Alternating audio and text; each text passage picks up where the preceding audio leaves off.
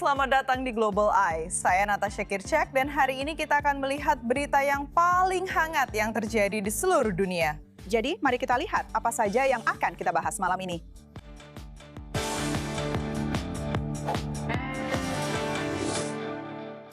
Hari ini jutaan orang Amerika mengonsumsi antidepresan, obat anti kecemasan, dan obat psikiatri lainnya setiap hari.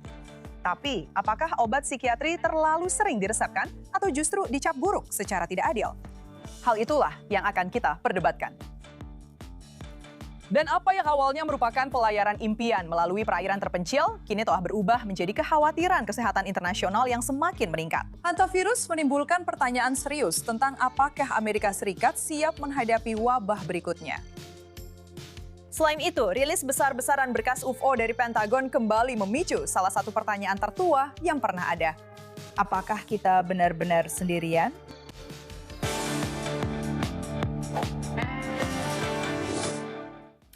Tapi sebelum kita membahas semua itu dan masih banyak lagi, mari kita lihat beberapa berita terbesar di seluruh dunia minggu ini.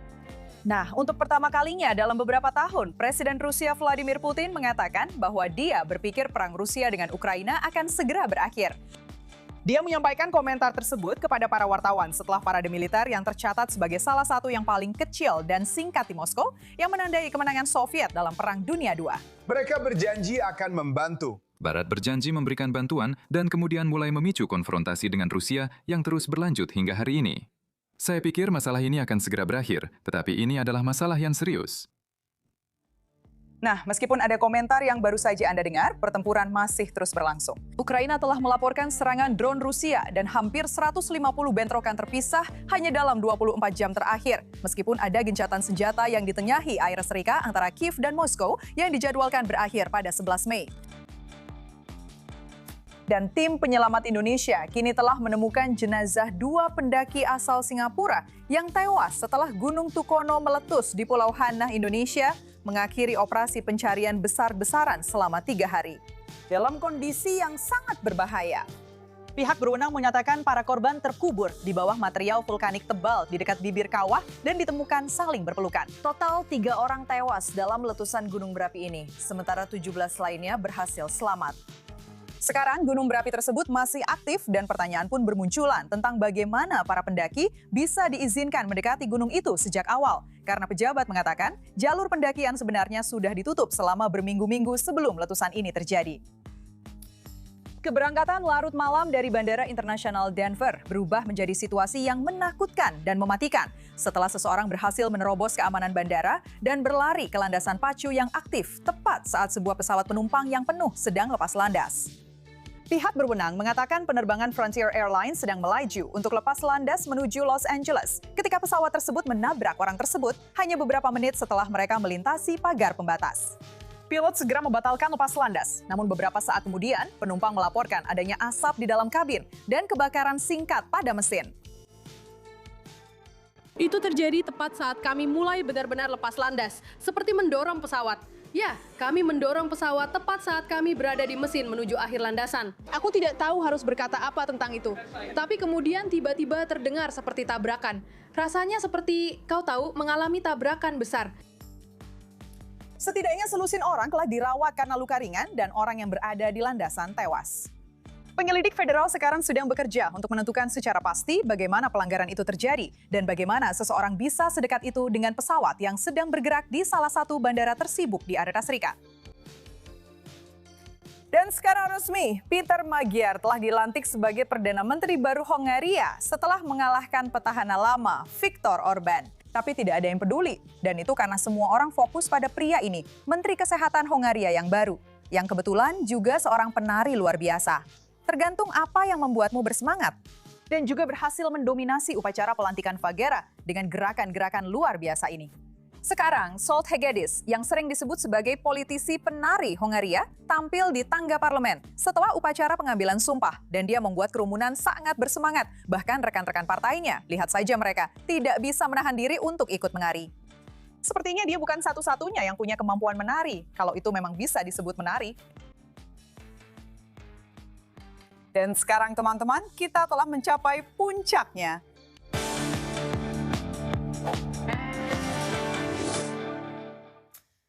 Pertanyaan besarnya, apakah obat psikiatri terlalu sering diresepkan? Atau justru mereka diperlakukan tidak adil dan dianggap buruk?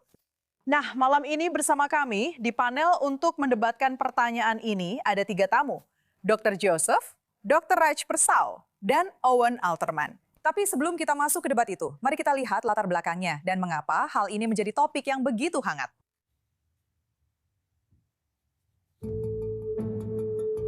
Menteri Kesehatan AS RFK Jr. sedang menyoroti obat psikiatri. Departemen Kesehatan dan Layanan Kemanusiaan sedang meluncurkan upaya baru untuk meneliti apa yang disebut Kennedy sebagai penggunaan berlebihan antidepresan dan obat psikiatri lainnya, terutama di kalangan anak-anak dan dewasa muda. Rencana ini berfokus pada pola resep, persetujuan berdasarkan informasi, kemungkinan efek samping, dan kapan pasien mungkin membutuhkan bantuan untuk menghentikan obat secara bertahap dengan aman. Rencana ini juga menyerukan perluasan akses ke pilihan non-obat seperti terapi, olahraga, nutrisi, dan dukungan keluarga atau komunitas yang lebih kuat. Bagi para pendukung, ini adalah koreksi yang sudah lama ditunggu-tunggu. Mereka berpendapat, terlalu banyak orang Amerika yang diberikan obat terlalu cepat, terkadang tanpa cukup diskusi tentang penggunaan jangka panjang, gejala putus obat, atau apakah seharusnya pengobatan lain dicoba terlebih dahulu. Namun, para kritikus mengatakan bahwa cara pandang ini berbahaya. Kelompok psikiatri memperingatkan bahwa antidepresan bisa menjadi pengobatan penting yang berbasis bukti, dan bahwa krisis yang lebih besar mungkin bukan penggunaan obat yang berlebihan, melainkan kurangnya akses terhadap perawatan kesehatan mental yang tepat waktu sejak awal. Jadi, perdebatan ini bukan sekadar soal apakah antidepresan itu baik atau buruk. Ini tentang apakah Amerika terlalu cepat memberikan obat untuk mengatasi tekanan batin, atau apakah pengawasan baru ini justru berisiko menjelekkan pengobatan yang menurut jutaan orang membantu mereka berfungsi dengan baik. Jadi, apakah obat psikiatri terlalu sering diresepkan? Ataukah obat-obatan itu secara tidak adil dicap buruk? Baiklah, mari kita mulai debat ini. Setiap panelis kita akan memiliki waktu 30 detik untuk menjawab pertanyaan pertama. Dr. Joseph Witt Doring, CEO dan Direktur Medis Taper Clinic. Anda yang pertama. Pertanyaannya adalah, para kritikus rencana RFK Junior pada dasarnya mengatakan bahwa antidepresan menyelamatkan nyawa setiap hari. Jadi apakah kita beresiko menciptakan ketakutan terhadap pengobatan yang benar-benar dibutuhkan banyak pasien? Hai Natasha, ya. Ini adalah kekhawatiran yang nyata, tapi telah disalahartikan. Jadi, ketika berbicara tentang menciptakan ketakutan terhadap obat-obatan ini, saya rasa kita harus sangat jelas. Obat-obatan ini bisa menyelamatkan nyawa seseorang, terutama dalam jangka pendek saat digunakan. Tapi masalah yang terjadi saat ini sebenarnya tidak ada hubungannya dengan apakah obat ini bekerja atau tidak. Masalahnya adalah obat-obatan ini seringkali digunakan secara tidak benar. Dan banyak dari hal ini terjadi karena pada dasarnya kita bekerja dalam sistem kesehatan yang didorong oleh asuransi, di mana banyak dokter harus melihat 4 pasien dalam 1 jam. Jadi yang terjadi sekarang adalah karena keterbatasan waktu ini, kita tidak benar-benar mengenal pasien kita lagi. Agar secara ekonomi hal ini masuk akal di Amerika Serikat, kita memiliki panel pasien berisi 2.000 orang. Baiklah. Baiklah, Dr. Joseph, kami akan kembali kepada Anda sebentar lagi, tapi saya ingin memberikan waktu 30 detik kepada tamu berikutnya. Dr. Raj Persau, psikiater konsultan. Apa pendapat Anda tentang hal ini? Jadi, statistiknya adalah secara global, 1 juta orang setiap tahun mengakhiri hidupnya sendiri. Itu jauh lebih banyak daripada jumlah orang yang terlihat tewas di layar TV saat Anda menonton berita tentang perang di seluruh dunia. Jadi, ini adalah masalah yang sangat serius.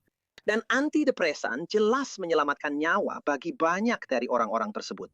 Jadi bahaya besar di sini adalah jika Anda mendemonisasi dan menstigmatisasi obat-obatan ini, Anda sedang bermain api, mengingat betapa tingginya angka bunuh diri di seluruh dunia. Dan itulah masalahnya di sini.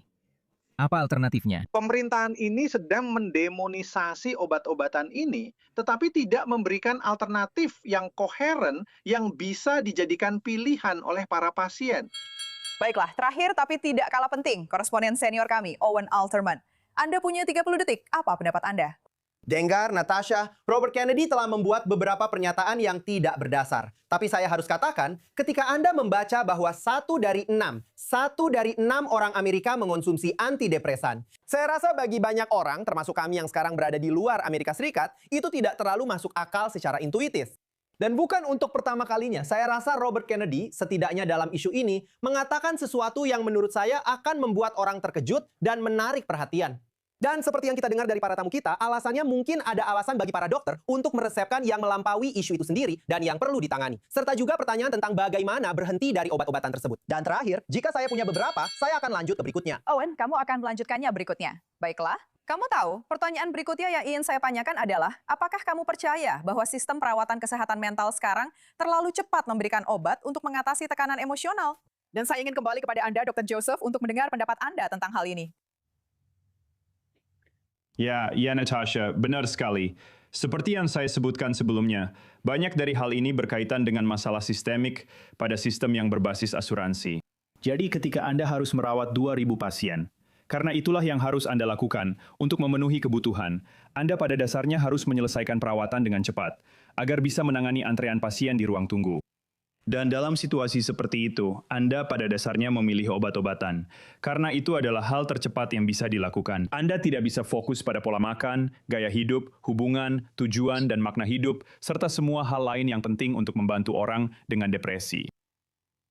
Menarik. Dr. Raj Purcell, bagaimana pendapat Anda tentang hal itu? Sebagai seorang konsultan, dokter, dan psikiater, saya bisa meresepkan obat-obatan ini, tapi saya sangat enggan melakukannya. Saya berusaha untuk tidak melakukannya, karena saya setuju dengan dokter sebelumnya. Sebagian besar masalah hidup jauh lebih rumit. Masalah-masalah itu tidak bisa diselesaikan hanya dengan tongkat ajaib dan pil sederhana. Tapi yang diabaikan dalam perdebatan ini adalah pasien memang menginginkan obat-obatan itu. Saya tiap hari harus berjuang meyakinkan pasien-pasien saya bahwa sebenarnya mereka perlu bekerja pada diri sendiri dan menghadapi masalah mereka, bukan mencari jawaban yang sederhana dalam bentuk pil. Tapi merekalah yang memintanya, bukan hanya sistem kesehatan mental yang bersalah.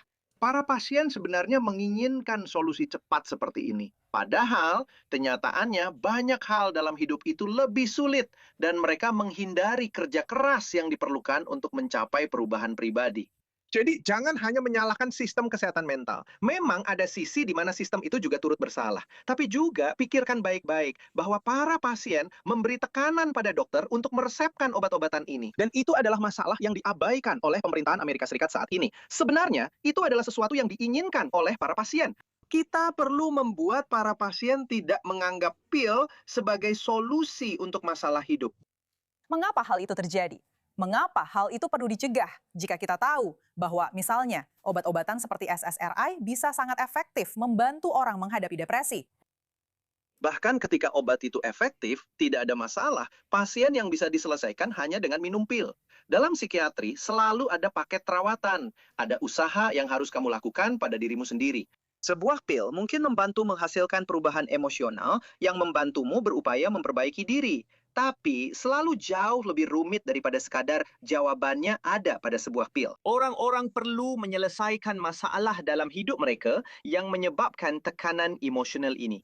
Dan keengganan besar mereka untuk melakukan itu, untuk bekerja pada diri sendiri, adalah bagian dari masalah budaya yang lebih luas, di mana kita mencari jawaban yang mudah dan lari dari menghadapi kesulitan. Dan jika Anda mau menghadapi kesulitan, Anda akan mengalami pertumbuhan pribadi. Dan saya khawatir harus mengatakan bahwa ada masalah budaya yang meluas, yang perlu diatasi. Bukan hanya dokter yang bersalah di sini. Dr. Joseph, Anda tadi menganggukkan kepala. Bisakah Anda ceritakan alasannya? Sebenarnya saya tadi tidak setuju. Saya pikir banyak pasien yang telah diberi pemahaman keliru tentang obat antidepresan. Menurut saya, selama bertahun-tahun, industri farmasi, khususnya di Amerika Serikat, telah membangun narasi tentang SSRI, yaitu memperbaiki ketidakseimbangan serotonin. Dan dari situlah depresi dan kecemasan berasal. Jadi mereka memandang obat-obatan ini seolah-olah seperti insulin untuk diabetes. Jadi saya memang berpikir bahwa mereka telah disesatkan, bahwa itu tidak bisa sesederhana itu. Banyak pasien yang percaya hal ini, dan banyak dokter masih mengatakan ini kepada pasien, dan itu jelas tidak benar.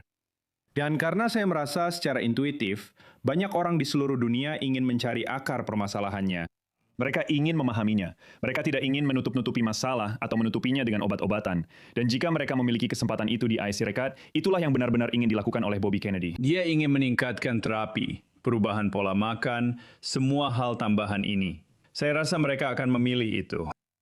Menarik. Oh, dan kamu tahu, kamu belum punya kesempatan untuk benar-benar menanggapi hal ini.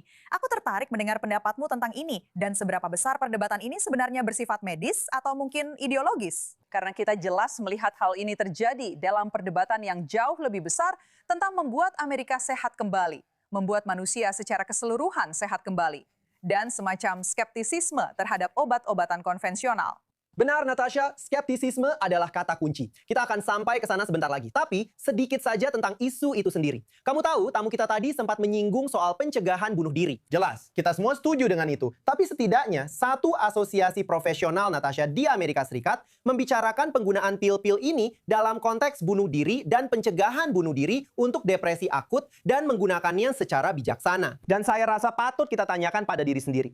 Jika 1 dari 6 orang dewasa Amerika menggunakan obat-obatan ini, apakah kriteria itu benar-benar diterapkan? Apakah obat-obatan ini benar-benar hanya digunakan untuk kasus akut dan secara bijaksana? Dan saya rasa dari apa yang kita dengar, itu mungkin tidak benar. Tapi kamu benar, Natasha. Ini adalah tentang benturan klasik antara keahlian dan skeptisisme. Dan ini adalah bagian dari abad ke-21. Ini tidak hanya terjadi di bidang kedokteran di sini, di Israel. Ini adalah parameter dari perdebatan kita pasca 7 Oktober. Siapa yang bertanggung jawab? Dan bagaimana keseimbangan yang Anda miliki antara para ahli di aparatur keamanan kita dan para skeptis di kalangan politikus? Dan bagaimana Anda mencapai keseimbangan yang tepat di antara mereka? Dan Robert Kennedy juga menanyakan pertanyaan ini di bidang medis. Saya rasa dengan jauh lebih sedikit keberhasilan dan otoritas di bidang vaksin, tetapi mungkin ada lebih banyak hal yang bisa dikatakan dalam kasus ini dan juga dalam kasus nutrisi dan diet, di mana dia sangat-sangat aktif. Saya setuju. Jelas, obat-obatan ini tidak boleh distigmatisasi. Ada banyak kasus di mana obat-obatan tersebut harus digunakan. Dan memang ada pertanyaan tentang biaya. Pertanyaan nyata tentang biaya. Bagaimana tepatnya Anda menerapkan pengobatan alternatif yang tampaknya jauh lebih mahal dan jelas jauh lebih memakan waktu dibandingkan dengan ini? Ini tampaknya menjadi pertanyaan nyata bagi sistem Amerika. Mungkin kami di Israel yang memiliki sistem kesehatan masyarakat yang begitu kuat, mungkin kami punya pelajaran yang bisa kami bagikan. Dr. Yosef, saya melihat Anda menggelengkan kepala. Sepertinya Anda awalnya tidak setuju dengan Owen. Apa yang bisa Anda ceritakan tentang hal itu? Tidak, saya rasa saya setuju dengannya. Tapi sebenarnya tidak. Saya rasa saya memang tidak setuju. Sebenarnya saya tidak berpikir, kamu tahu, jika kita melihat pada tingkat populasi, kita menggunakan 5 kali lebih banyak antidepresan dibandingkan tahun 90-an, setidaknya di Amerika Serikat. Dan sejak tahun 2000 hingga sekarang, angka bunuh diri kita naik 60%. Jadi saya tidak berpikir ini adalah masalah di mana jika kita hanya meresepkan lebih banyak antidepresan kepada masyarakat Amerika, kita akan menurunkan angka bunuh diri. Kita perlu lebih kreatif dalam cara kita membantu orang-orang. Dan saya sangat menghormati apa yang dilakukan Bobby Kennedy untuk memulai percakapan ini tentang membuat lebih banyak terapi non-obat ini dapat diakses oleh masyarakat Amerika. Saya ingin kembali kepada Anda, Dr. Raj Persel. Para pendukung obat-obatan ini telah berargumen tentang sesuatu yang Anda sendiri katakan, yaitu bahwa krisis nyata yang kita lihat saat ini adalah kurangnya pengobatan, bukan kelebihan pengobatan. Ada stigma terhadap obat-obatan ini, dan akibatnya orang-orang yang mungkin membutuhkannya menjadi lebih enggan untuk mengonsumsinya. Dan hal itu memang berkorelasi dengan meningkatnya angka bunuh diri dan depresi. Apa pendapat Anda tentang hal itu? Ya, saya setuju bahwa banyak orang yang sebenarnya membutuhkan obat-obatan tersebut justru tidak diresepkan. Dan anehnya, banyak orang, saya setuju dengan apa yang dikatakan dua orang lainnya, banyak orang yang mendapatkan obat-obatan ini sebenarnya tidak membutuhkannya. Dan justru akan lebih baik jika tidak mengonsumsinya. Ini benar-benar kacau. Kenapa kita mengalami kekacauan total seperti ini? Salah satu alasan kita mengalami kekacauan total adalah karena banyak dokter yang meresepkan obat-obatan ini adalah dokter keluarga. Mereka adalah dokter umum, mereka bukan spesialis. Ada kesan bahwa kita telah meremehkan perawatan kesehatan mental. Anda tidak akan mengharapkan dokter keluarga untuk meresepkan perawatan kanker atau perawatan jantung. Mengapa di seluruh dunia barat sebagian besar resep antidepresan justru dikeluarkan oleh dokter keluarga? Dengarkan, saya sangat menghormati dokter keluarga. Mereka jauh lebih paham tentang dunia medis dibanding saya, tapi mereka bukan ahli dalam perawatan kesehatan mental. Fakta bahwa kita menyerahkan pemberian resep kepada dokter yang bukan ahli, dokter yang bukan spesialis, adalah salah satu sumber awal kekacauan ini. Tapi memang benar-benar kacau. Kita pikir kita hidup di zaman yang lebih liberal. Banyak orang yang mendapatkan obat-obatan ini sebenarnya tidak akan mendapat manfaat dan bisa baik-baik saja tanpa obat itu. banyak juga orang yang benar-benar membutuhkan obat ini justru tidak mendapatkannya. Ini benar-benar kacau. Saya hanya ingin membahas apa artinya itu, tidak mendapat manfaat dari obat-obatan tersebut. Jelas, Anda tahu, bisa saja ada efek samping paradoks. Ini bisa sangat merusak kesehatan orang-orang yang mungkin mengonsumsi beberapa obat ini, padahal seharusnya tidak. Dan diresepkan bisa dibilang secara tidak tepat oleh seperti yang Anda katakan, dokter keluarga dan bukan ahli kesehatan jiwa. Tapi, apakah efek samping dari mengonsumsi obat-obatan ini benar-benar seberbahaya seperti yang Anda gambarkan? Ya, maksud saya, salah satu masalah di sini adalah pesimisme mendalam yang kita miliki secara budaya tentang gagasan bahwa orang dengan masalah kesehatan jiwa akan terjebak dengan masalah itu seumur hidup mereka. Itu tidak benar. Masalah kesehatan jiwa sangat bisa diobati. Tapi karena pesimisme itu, orang-orang diberi resep obat, mereka mengkonsumsinya selama 6 bulan, dan mereka punya harapan yang sangat rendah. Ketika mereka menyadari mereka tidak membaik, mereka hanya mengangkat bahu dan berpikir, memang begitulah adanya. Mereka seharusnya jauh lebih gigih. Satu saran yang ingin saya berikan, saya harap rekan-rekan saya yang lain setuju dengan ini. Jika setelah Anda minum obat, jika setelah 2 minggu Anda tidak merasakan perubahan apapun, kembalilah ke dokter Anda dan diskusikan kemungkinan obat itu tidak bekerja. Hal lain adalah obat-obatan ini memerlukan pengawasan yang cermat. Di sini, di Inggris, dokter keluarga meresepkan obat, lalu tidak bertemu lagi dengan pasien selama beberapa bulan. Itu sangat tidak masuk akal. Tidak mungkin obat itu bisa diawasi dengan baik dalam kondisi seperti itu. Jadi, masalah kesehatan mental bisa diobati. Jadilah lebih tegas jika Anda seorang pasien. Jika Anda tidak merasakan manfaatnya, jangan langsung berasumsi bahwa masalahnya adalah Anda punya penyakit yang tidak bisa diobati. Ada sesuatu yang salah dengan pengobatannya. Juga, cobalah mencari pilihan pengobatan lain. Dengan diabetes, mungkin obat-obatan standar yang biasa dikonsumsi kebanyakan orang akan cocok untuk Anda. Tapi dalam psikiatri, Anda sebagai individu membutuhkan perawatan yang lebih personal. Jadi, bersikaplah lebih tegas, cari-cari pilihan, dan lebih optimis. Jika Anda tidak membaik, berarti ada yang salah dengan pengobatannya. Bersikaplah lebih tegas soal itu. Dan satu hal lagi yang ingin saya sampaikan, orang tadi menyampaikan poin yang sangat bagus. Dengan Google dan internet, sekarang semua orang merasa jadi ahli. Baiklah. Dan itu memang tantangan nyata bagi para ahli yang sudah kuliah kedokteran selama 6 tahun. Sekarang banyak orang yang tidak lagi menghargai hal itu. Menurut saya, itu masalah besar. Dokter harus membela gagasan bahwa kuliah kedokteran membuatmu lebih baik daripada dokter Google. Menurut saya, mereka belum melakukan itu dengan baik. Dr. Yosef, bagaimana pendapat Anda tentang semua ini? Menurut saya sepenuhnya setuju dengan Dr. Raj dan pendapatnya barusan. Saya pikir itu benar-benar gila. Maksud saya, di Amerika Serikat saya rasa sekitar 80% antidepresan diresepkan oleh dokter keluarga. Mereka yang memulai pengobatan dan kemudian menindaklanjutinya setiap 3 bulan sekali. Dan Anda tahu, rata-rata mereka hanya punya waktu 7 menit untuk bertatap muka dengan pasien. Bagaimana mungkin Anda bisa memahami hubungan orang itu, makna dan tujuan hidup mereka, masalah penyalahgunaan zat, atau kesehatan fisik mereka? Bagaimana Anda bisa membantu mereka dengan intervensi untuk masalah-masalah itu? Masalah besar lainnya di Amerika Serikat adalah sistem asuransi itu sendiri. Anda tahu, setengah dari psikiater dan setengah dari terapis bahkan tidak lagi menerima asuransi, karena penggantiannya sangat rendah. Jadi para pasien, bahkan ketika mereka ingin mendapatkan perawatan ini, ada begitu banyak hambatan yang harus dihadapi. Jadi kita benar-benar perlu melihat bagaimana cara kita mengganti biaya perawatan kesehatan mental agar orang-orang bisa benar-benar mengatasi akar permasalahan ini, bukan hanya mengobatinya dengan obat-obatan, karena itu lebih efisien dan memungkinkan Anda menangani daftar pasien Anda yang berjumlah 2.000 orang. Owen, aku ingin mendengar pendapatmu tentang semua ini. Baik, menurutku ada 2 poin, Natasha. Pertama, tamu kita tadi mulai menyinggung hal ini. Dari yang aku pahami, masalah utamanya bukanlah pemberian resep obat yang berlebihan. Masalahnya adalah orang-orang menggunakannya terlalu lama dan kesulitan untuk berhenti dari obat-obatan tersebut, serta menghadapi berbagai macam efek samping ketika mereka mencoba berhenti. Dan itu adalah bagian dari masalah ini, salah satu elemennya, di mana sebenarnya ada lebih sedikit penolakan dari kelompok profesional karena mereka menganggapnya lebih beralasan. Dan sekali lagi, statistik bahwa 1 dari 6 orang Amerika saat ini sedang mengonsumsi obat tersebut. Saya pribadi akan kurang khawatir jika jumlah orang Amerika yang pernah mengonsumsi obat itu tinggi setidaknya sekali dalam hidup mereka. Tapi, angka setinggi itu memang mengisyaratkan setidaknya di permukaan, setidaknya bagi orang awam seperti saya, bahwa mungkin ada orang yang terlalu lama menggunakan obat tersebut. Tapi satu poin terakhir, ada sisi positif di sini, yaitu meningkatnya kesadaran akan masalah kesehatan mental. Fakta bahwa begitu banyak orang menginginkan obat-obatan tersebut, seperti yang kita dengar dari salah satu tamu kita sekali lagi. Pasien mungkin juga menginginkan rokok dan kue coklat.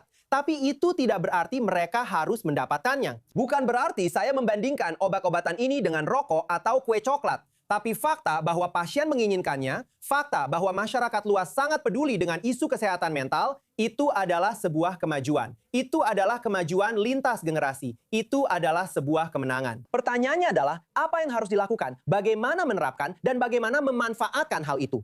Pengetahuan baru atau yang tidak begitu baru tentang kesehatan mental dan kesadaran harus diarahkan ke arah yang terbaik. Untuk benar-benar membuat orang menjadi lebih baik dengan cara yang benar-benar menyeluruh, efisien, dan juga bertahan lama. Menarik sekali kamu mengatakan itu, Owen, karena setidaknya di sini, di Israel, memang ada stigma yang cukup kuat terhadap penggunaan obat-obatan seperti ini. Kami melihat semakin banyak orang Israel yang sekarang mengonsumsinya, tetapi hal ini memang sudah lama dianggap sebagai kelemahan jika harus minum pil untuk menghadapi kecemasan dan stres yang sedang dihadapi. Mungkin hal itu berbeda di Inggris atau di Amerika Serikat, seperti yang sudah disebutkan oleh kedua dokter yang bersama kita. Tapi saya ingin kembali kepada Anda, Dr. Yosef, dan membicarakan tentang risiko yang muncul jika kita pada dasarnya malah membuat orang-orang yang rentan enggan mencari bantuan yang mereka butuhkan, hanya karena ada pendekatan lain yang sedang dipromosikan. Ya, saya akan berbicara dengan sangat jujur tentang hal ini. Ada banyak kritikus terhadap Bobby Kennedy dan apa yang dia lakukan. Dan dia sedang meningkatkan kesadaran tentang penggunaan obat-obatan ini yang berlebihan. Dan mereka bilang dia menstigmatisasi orang dengan gangguan jiwa. Dan apa yang dia katakan itu berbahaya. Ini adalah kebohongan total. Kita harus membicarakan apa itu stigma. Seperti yang kamu katakan, itu tidak adil. Dan itu mengkritik seseorang secara tidak adil karena mengonsumsi obat-obatan. Dan itu bukan tentang hal itu. Banyak orang melihat Bobby Kennedy dan mereka berpikir, oh, dia berhubungan dengan Trump. Atau, kamu tahu, mereka tidak suka apa yang dia katakan tentang vaksin.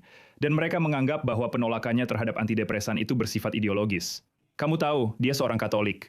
Mungkin dia berpikir itu berlebihan.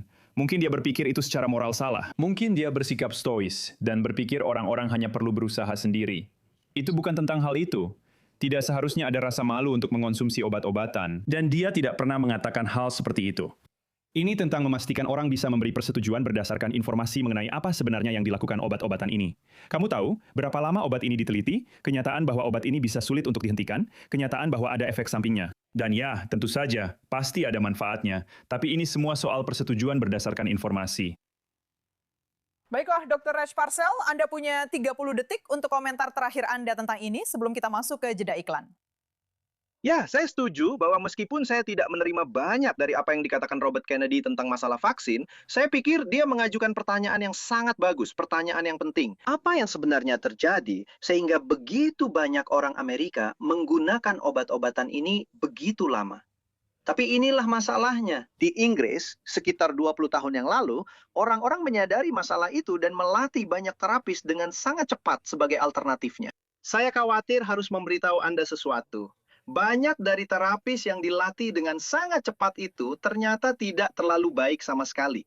Dan tingkat kesembuhan untuk depresi ringan hingga sedang dari orang-orang yang pergi ke terapis yang dilatih dengan sangat cepat ini hanya mencapai sekitar 50% beberapa tahun yang lalu setelah 20 tahun program ini berjalan. Tebak, berapa tingkat pemulihan alami untuk depresi ringan hingga sedang setelah sekitar 1 tahun? Sekitar 50%. Jadi, pada dasarnya, terapis yang dilatih dengan cepat ini tidak melakukan apa-apa. Bahkan, mereka justru menghambat orang untuk menjadi lebih baik. Jadi kita harus fokus pada alternatifnya. Alternatifnya adalah tenaga ahli yang terampil. Dan sayangnya, itu juga mahal. Tentu saja, saya ingin mengucapkan terima kasih kepada semua panelis yang telah bergabung bersama kami. Perdebatan yang sangat menarik. Semoga beberapa dari kalian mendapatkan jawaban yang kalian cari. Kami akan rehat sejenak di Global Eye, jangan kemana-mana. Kami akan segera kembali.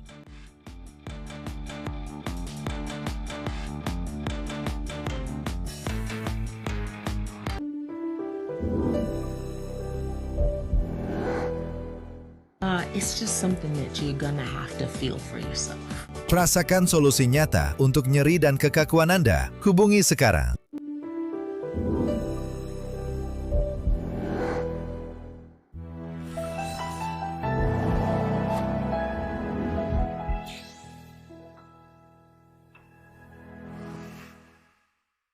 Bagaimana Anda mendapatkan berita?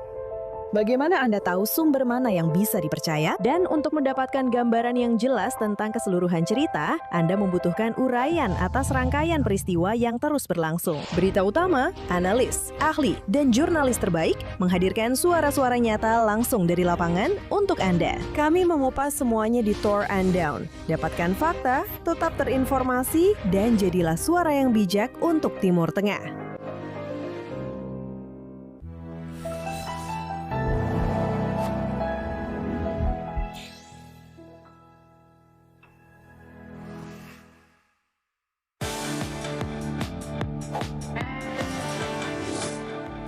Dan kita kembali di Global Eye, saya Natasha Kircup dan terima kasih sudah tetap bersama kami. Awalnya merupakan pelayaran impian melalui perairan terpencil, namun kini telah berubah menjadi kekhawatiran kesehatan internasional yang semakin meluas. Semalam, puluhan penumpang yang waspada turun di Kepulauan Canary setelah lebih dari sebulan terjebak di kapal pesiar akibat wabah hantavirus mematikan yang telah menewaskan 3 penumpang. Emily Francis kami yang akan membawakan ceritanya.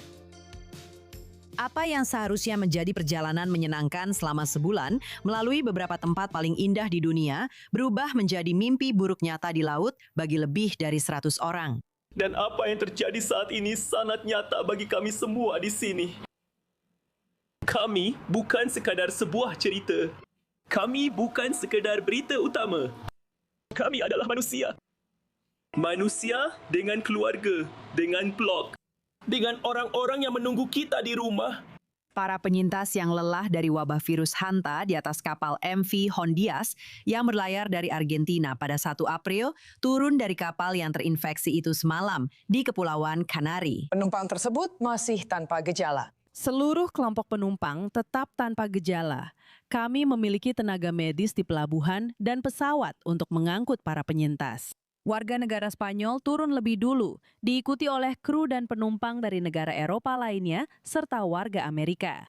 Penerbangan terakhir dari seluruh prosedur ini dijadwalkan besok untuk warga Australia, Selandia Baru, dan orang Asia. 88 penumpang dan 61 anggota kru dari 23 kebangsaan berbeda telah mempersiapkan diri selama berbulan-bulan untuk ekspedisi Atlantik ini, yang juga mencakup Antartika. Namun, kurang dari seminggu setelah pelayaran dimulai, beberapa orang mulai mengalami gejala pernapasan. Dengan kapten mengumumkan kematian pertama, seorang pria berusia 70 tahun dari Belanda yang kemudian diikuti oleh istrinya dan 1 kematian lainnya.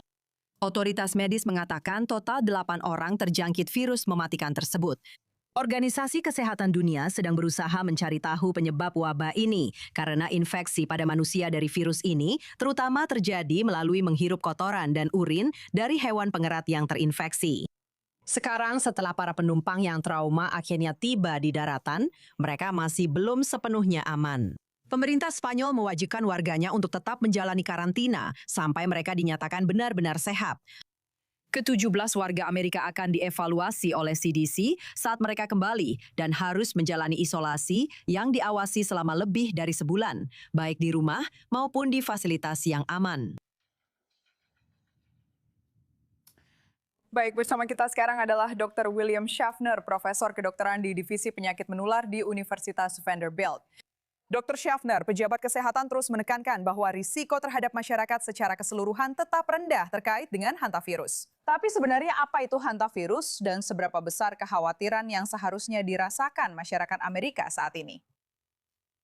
Baik, Natasha. Menurut saya, intinya dulu masyarakat tidak perlu terlalu khawatir. Mereka tentu saja tertarik. Hantavirus memang hidup pada hewan pengerat kecil. Dan hewan-hewan ini menyebarkan virus melalui air liur, urin, dan kotoran mereka. Ini bisa mengeri. Dan biasanya ketika orang berada di area di mana mereka sedang membersihkan atau melakukan sesuatu yang berdebu, aerosol bisa terbentuk dan virus itu bisa terhirup sehingga menyebabkan infeksi. Sebagian besar hantavirus tidak menyebar dari orang ke orang, kecuali jenis hantavirus tertentu ini, yang kita sebut strain Andes. Virus ini ada di Amerika Selatan dan bisa menyebar dari satu orang ke orang lain. Tapi ini poin pentingnya, penyebarannya lambat dan tidak terlalu efisien. Ini sangat berbeda dengan influenza dan COVID. Jadi ini bisa menjadi kejadian yang sangat terbatas. Dan saya pikir meskipun kita akan melihat kasus lain yang sesekali terdiagnosis, tidak akan ada infeksi hantavirus yang meluas di negara manapun tempat para penumpang ini kembali. Ada kritikus yang mengatakan bahwa respon CDC tampak lebih lambat bisa dibilang dan kurang terlihat dibandingkan wabah internasional sebelumnya. Dari sudut pandang Anda, apakah lembaga tersebut telah merespons dengan tepat sesuai situasi dan apakah lembaga-lembaga di seluruh dunia juga telah merespons dengan benar? Organisasi Kesehatan Dunia telah melakukan pekerjaan yang sangat baik dalam mendefinisikan masalah ini dan mengordinasikan respons dari semua negara yang terlibat, di mana kami juga menjadi bagiannya. Jadi itu berjalan dengan sangat baik. Dan saat para penumpang ini pulang, beberapa dari mereka akan menjalani karantina di rumah. Mereka akan dipantau oleh Departemen Kesehatan lokal dan negara bagian kita sendiri. Hal ini semakin menegaskan bahwa kita perlu terus bekerja sama dengan Organisasi Kesehatan Dunia dan kita perlu menjaga struktur kesehatan masyarakat yang kuat di Amerika Serikat.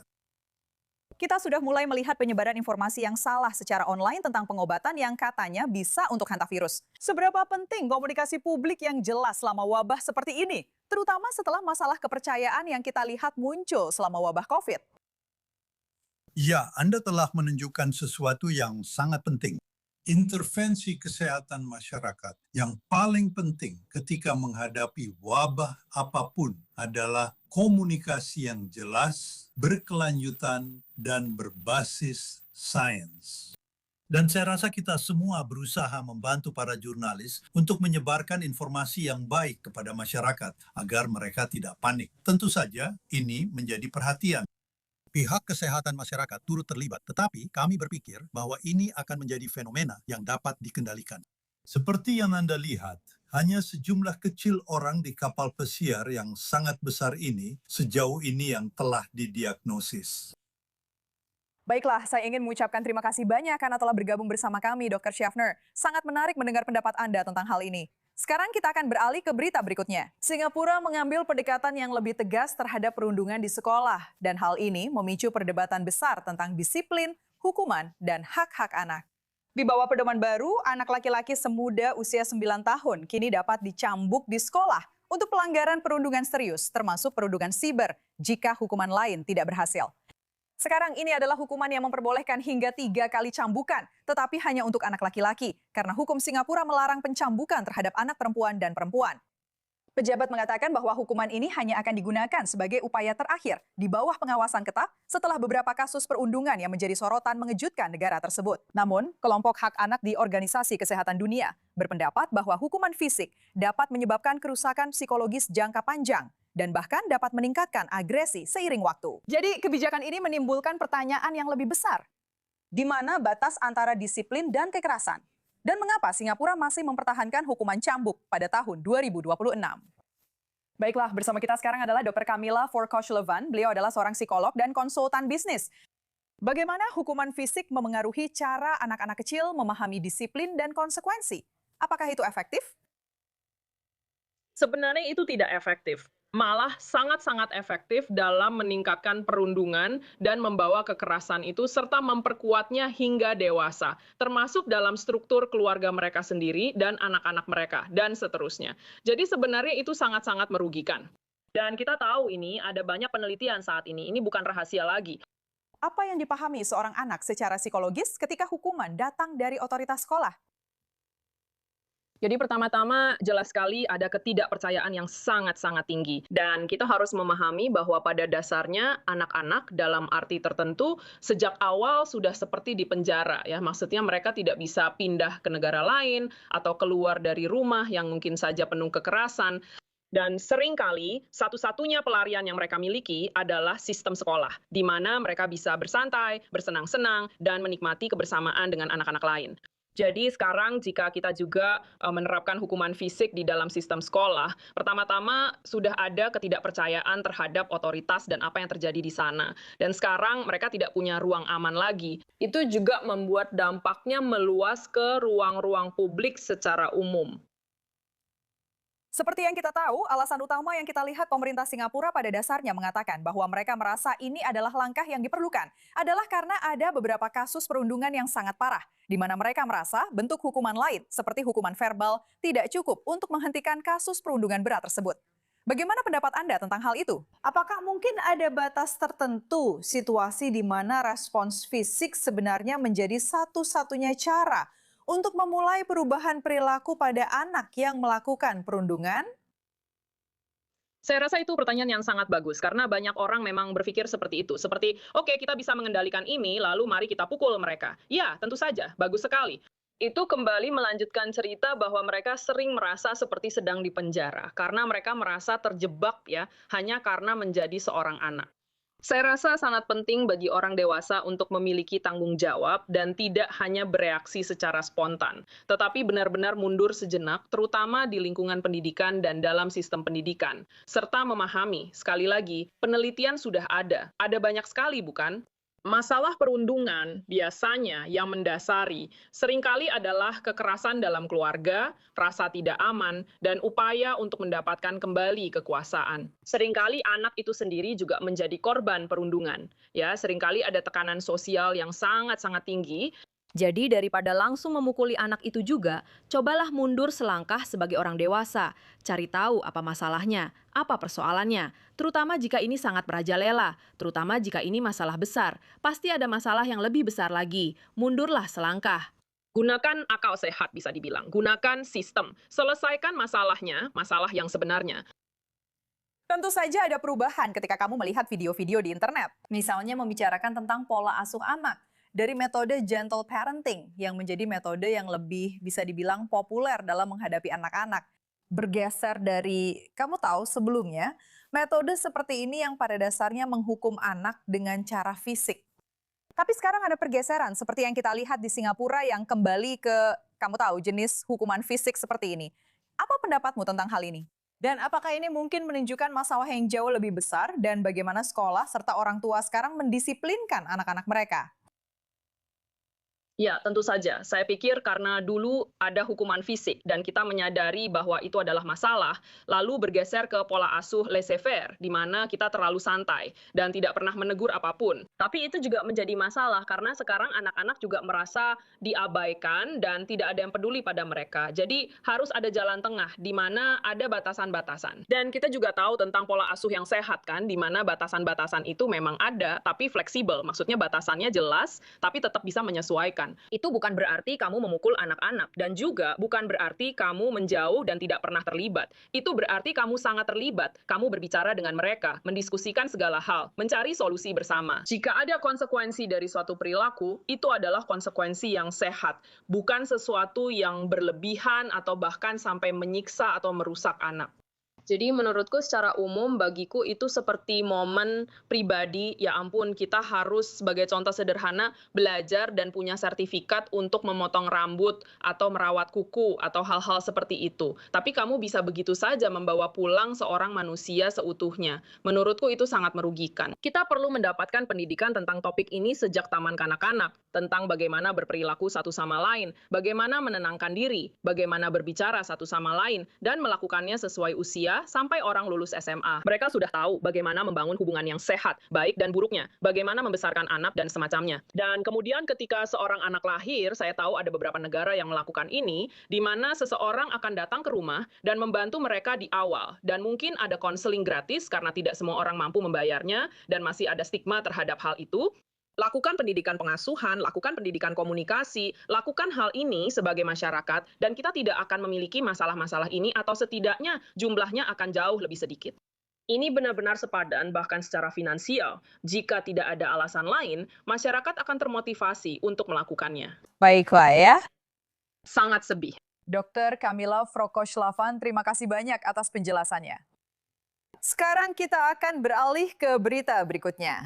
Amsterdam secara resmi menjadi ibu kota pertama di dunia yang melarang iklan publik untuk produk daging dan industri yang berhubungan dengan bahan bakar fosil. Itu berarti tidak ada lagi iklan burger, tidak ada lagi promosi maskapai penerbangan, liburan kapal pesiar, atau papan reklame SUV di halte tram, stasiun metro, dan ruang publik milik kota lainnya. Sekarang, para pemimpin kota mengatakan bahwa langkah ini dirancang untuk menyelaraskan jalan-jalan Amsterdam dengan target iklimnya yang ambisius. Itu termasuk menjadi netral karbon paling lambat pada tahun 2050 dan mengurangi konsumsi daging hingga setengahnya. Namun, para kritikus mengatakan pemerintah telah melangkah terlalu jauh ke wilayah yang mereka sebut sebagai negara yang terlalu ikut campur dan mencoba mengendalikan pilihan pribadi masyarakat melalui sensor. Bergabung bersama kita sekarang untuk membahas semuanya adalah Stuti Mishra, koresponden iklim Asia di The Independent. Jadi Stuti, Amsterdam mengatakan bahwa ini tentang menyelaraskan ruang publik dengan kebijakan iklim. Tapi seberapa besar larangan ini kemungkinan akan mengubah perilaku konsumen? Ya, itu memang pertanyaannya. Itu sebenarnya inti dari keputusan ini. Tapi menurut saya, keputusan-keputusan seperti ini yang diambil untuk memengaruhi perilaku publik tidak akan menunjukkan perubahan secara instan. Perubahan itu baru terlihat dalam satu generasi atau bahkan lebih sebenarnya. Jadi menurut saya, ini adalah arah yang sudah ditetapkan oleh Amsterdam. Ada beberapa kota lain yang juga telah membahas larangan seperti ini. Beberapa di antaranya sudah menerapkannya. Dan intinya adalah mengakui bahwa ini adalah industri yang sangat mencemari lingkungan dan bahwa iklan-iklan seperti ini di ruang publik memang dibatasi. Hanya untuk memberikan pengakuan bahwa kita tidak bisa terus-menerus mengonsumsi seperti ini. Saya rasa itu adalah inti dari gagasan ini dan alasan dibalik dorongan tersebut.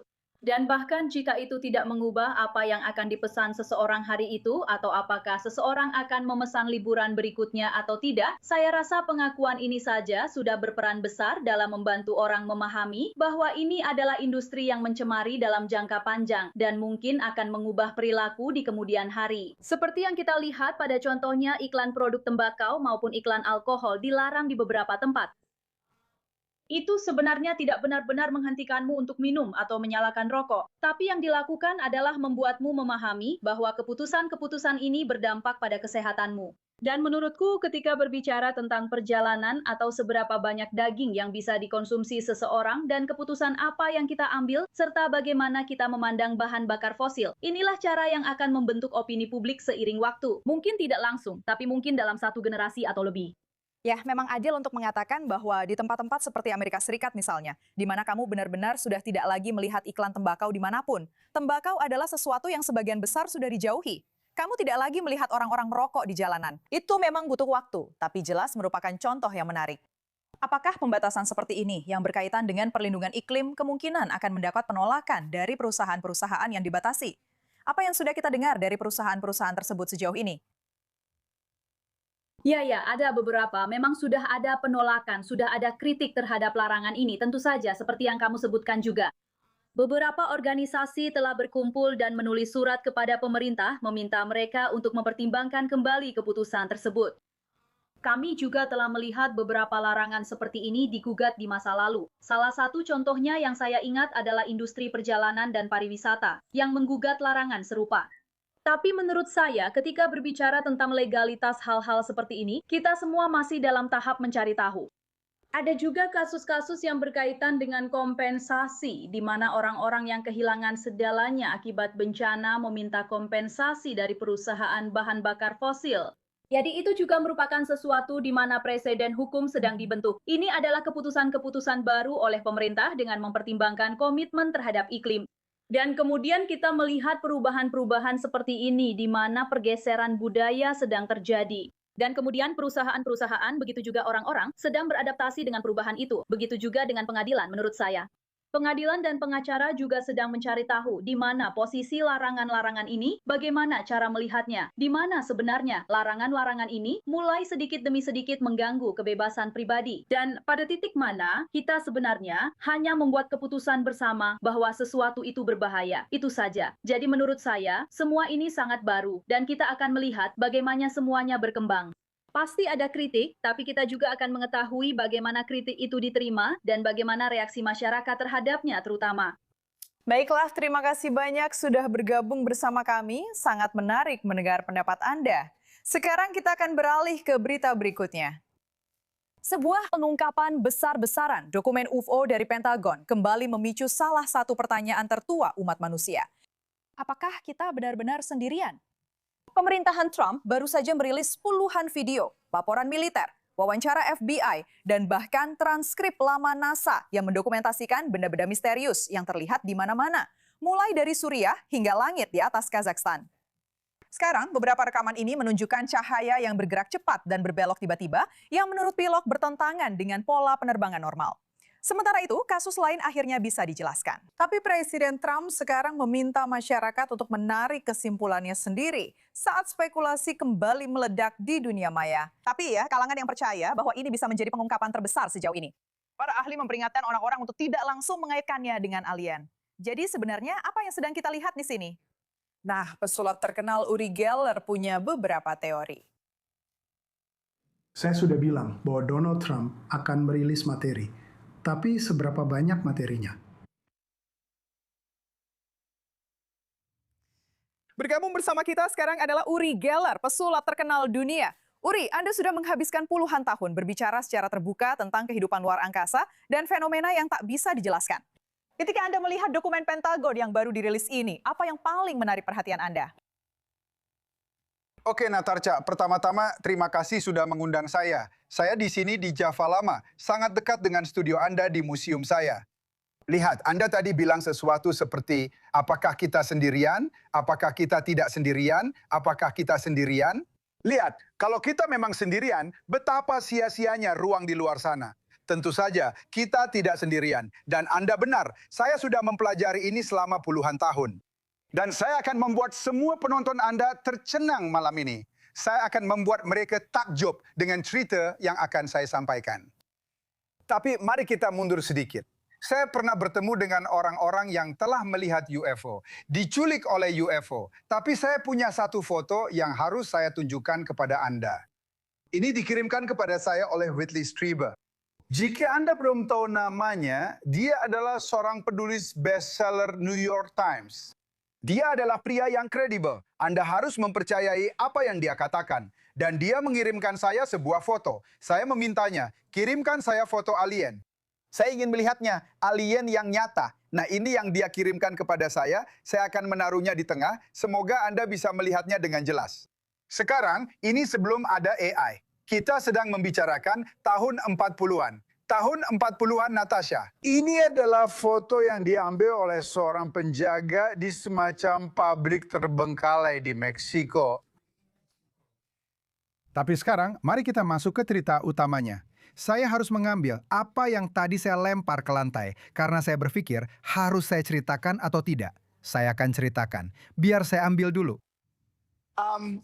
50 tahun yang lalu, astronot Edgar Mitchell, yang merupakan orang ke-6 yang berjalan di bulan, mengatakan kepada saya bahwa ada seorang ilmuwan Nazi Jerman bernama Dr. Werner von Braun yang ingin bertemu dengan saya dan menunjukkan sesuatu. Wah, Dr. Werner von Braun adalah seorang jenius roket.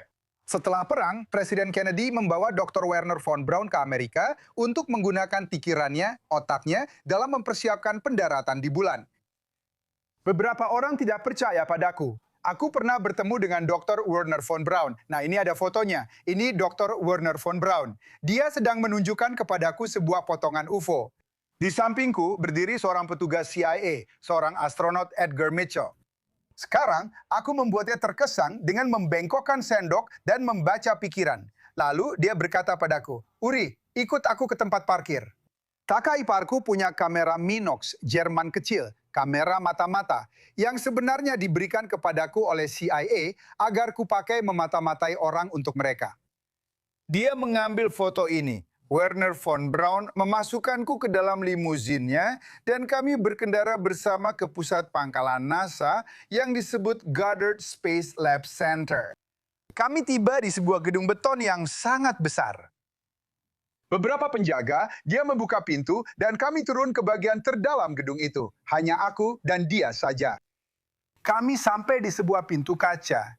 Dia membuka pintu itu dan di koridor ada mantel tebal untuk Antartika dengan logo NASA di atasnya. Dia berkata, pakailah satu, lalu dia juga memakainya. Lalu, Natasha, dia membawaku ke sebuah pintu logam besar, sebesar lengkungan-lengkungan di musemku. Dia membuka pintunya, dan pikiranku benar-benar tercengang. Kami masuk ke dalam ruangan berpendingin. Dan aku bukan orang bodoh, Natasha. Dan aku tidak dihipnotis. Aku melihatnya dengan mata kepalaku sendiri. Aku melihat tubuh alien terbaring di dalam tabung kaca membeku. Banyak dari mereka yang terluka. Wow! Kau tahu, aku selalu percaya pada alien. Karena itulah inti dari cerita malam ini. Benar. Untuk melihatnya dengan mataku sendiri. Oke, jelas sekali, mengejutkan, jelas. Apa yang kita lihat dalam berkas-berkas ini bukanlah gambar alien yang dibekukan. Jadi tentu saja pertanyaannya adalah apakah ada sesuatu di dalam berkas-berkas ini yang benar-benar memberikan bukti pasti tentang kehidupan alien? Itu pertanyaannya. Apakah kamu melihat sesuatu yang menonjol menurutmu di berkas-berkas khusus ini? Tentu saja. Dan saya pikir hari ini anggota Kongres Tim Burchett mengatakan masih banyak yang akan datang yang akan mengejutkan Anda. Sekarang, saya ingin percaya bahwa mereka akan menunjukkan tubuh-tubuh alien. Beberapa orang mengatakan bahwa mereka adalah alien yang masih hidup. Saya tahu pasti bahwa Benjamin Itonio, Donald Trump, dan beberapa presiden lainnya, tidak banyak, tahu bahwa mereka adalah alien. Dan mungkin mereka bahkan berhubungan dengan alien, serta menggunakan teknologi alien untuk peperangan. Itulah sebabnya semua ini ditutupi. Selama beberapa dekade, semua orang menyangkal keberadaan UFO dan alien. Sekarang izinkan saya mengakhiri wawancara ini dengan sesuatu yang benar-benar mengejutkan. Waktu saya berumur 6 tahun, saya berasal dari Tel Aviv. Saya lahir di sini. Saya sedang bermain di sebuah taman besar, Taman Arab di Sderot atau Chill, Rothschild Boulevard, dan Uda Levi. Tiba-tiba, di depan mata saya melihat sebuah bola cahaya besar. Cahaya itu berkedip-kedip, dan dari cahaya itu, sesuatu mengenai dahi saya. Itu terasa sangat nyata dan keras, sampai saya terjatuh ke rumput. Saya berlari pulang untuk memberitahu ibu saya, tapi dia tidak mempercayai saya. Dia pikir saya hanya membayangkannya atau mengada-ada. Tapi kisah ini begitu kuat, sehingga saya memutuskan untuk tidak menjauhinya. Saya menulis tentangnya di buku-buku saya membicarakannya di film dokumenter. 20 tahun yang lalu, sebuah dokumenter BBC. Sebuah dokumenter tentang saya diputar di Israel, di mana saya menceritakan kisah ini. Keesokan harinya, saya mendapat telepon dari seorang perwira Angkatan Udara Israel yang berkata kepada saya, "Uri, saya ada di sana. Saya mendengar Anda tadi malam dan saya melihat Anda. Anda tahu?" Saya langsung mengangkat telepon. Namanya Avram. Dan dia memberitahu saya bahwa dia adalah seorang prajurit muda Angkatan Udara, perwira yang sedang berjalan ke apartemen ibunya di Rothschild Boulevard. Dan dia melihat saya. Dia melihat bola cahaya besar itu. Jadi dia menyaksikan momen ini. Ya, saya harus mengatakan, Uri, kamu adalah salah satu dari sedikit orang yang pernah saya ajak bicara yang memiliki begitu banyak pengalaman berinteraksi dan melihat apa yang bisa menjadi bukti kehidupan alien. Sekali lagi, saya rasa banyak dari kita yang melihat berkas-berkas Pentagon ini dan berharap berkas-berkas itu akan menampilkan sesuatu yang benar-benar meyakinkan. Terima kasih sudah bergabung bersama kami. Kami harus berhenti sejenak untuk jeda iklan singkat. Sangat menarik. Baiklah teman-teman, ini adalah Global Eye. Saya Natasha Kirchik, senang sekali bisa bersama Anda. Sampai jumpa minggu depan.